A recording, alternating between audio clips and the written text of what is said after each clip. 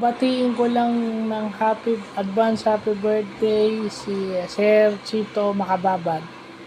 So, Sir, alam ko July 7 pa yung birthday nyo. Halos isang linggo pa, pero mauna na po akong bumati kasi baka makalimutan ko. Recently ko lang nalaman na July 7 pala yung birthday nyo. Well, wag po kayong mag-alala dahil alam ko mahina ako sa math. Ngayon po, nire-reinforce ko para kahit papano malaking tulong ang math sa akin para makareduce ng stress at makapag-isip ng tama. So, sa inyo ko po dinededicate yung kasi kahit alam kong napakahina ako sa math may tiwala pa rin kayo sa akin. Alam ko hindi ako yung pinakamatalinong estudyante nyo sa math nung time na estudyante nyo ako 29 years ago.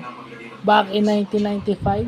So, hindi ako yung pinakamatalino sa math. But certainly, since na-notice nyo yung aking hard work, yun po ang pinagpapasalamat ko. So, happy birthday po sa inyo in advance. And hindi nyo po alam kung anong naging contribution nyo ni Ma'am Evangelio o ni Ma'am Marlene sa growth ko as a computer science graduate. Malaki po ang contribution ng mag-asawa sa akin halos.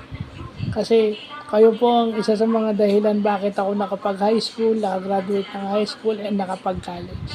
Lalong-lalo na po si Ma'am Evangelio kasi siya po yung nagbigay sa akin ng mga grades na nagpalakas ng loob ko na kaya ko palang humawak ng computer.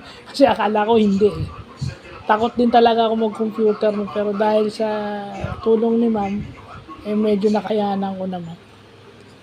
So, happy birthday po in advance and God bless.